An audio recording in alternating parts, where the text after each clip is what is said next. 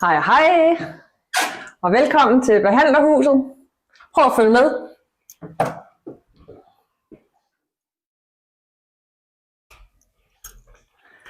Jeg hedder Erika, og jeg er zoneterapeut, og jeg er kraniosakralterapeut. Først vil jeg lige fortælle, hvad kraniosakral det betyder, og hvad jeg kan hjælpe med. Kraniosakral er vores kranie og vores sakrum. Vores sakrum, det er vores korsben.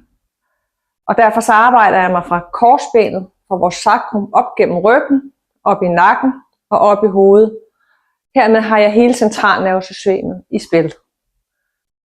Det jeg så typisk kan hjælpe med her, det er meget folk, der kommer med diskoprolapser, i det hele taget smerter i bevægeapparatet, låsninger.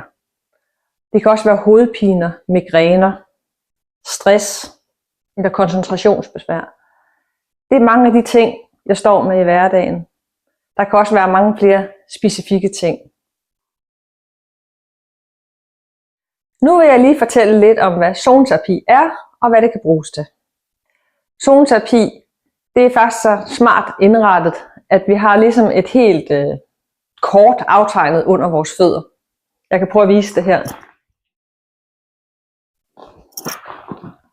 Her har jeg et par fødder, og under fødderne, der kan man se både vores organer, muskler, sener, knogler. Det hele det er faktisk aftegnet under fødderne, og derfor kan man arbejde specifikt med mange ting. Det jeg ofte hjælper folk med, det kan være hovedpiner og migræner, det kan være astma, allergier, fordøjelsesproblemer, kolik, spædbørn med skrigeture, som kan være mange forskellige ting.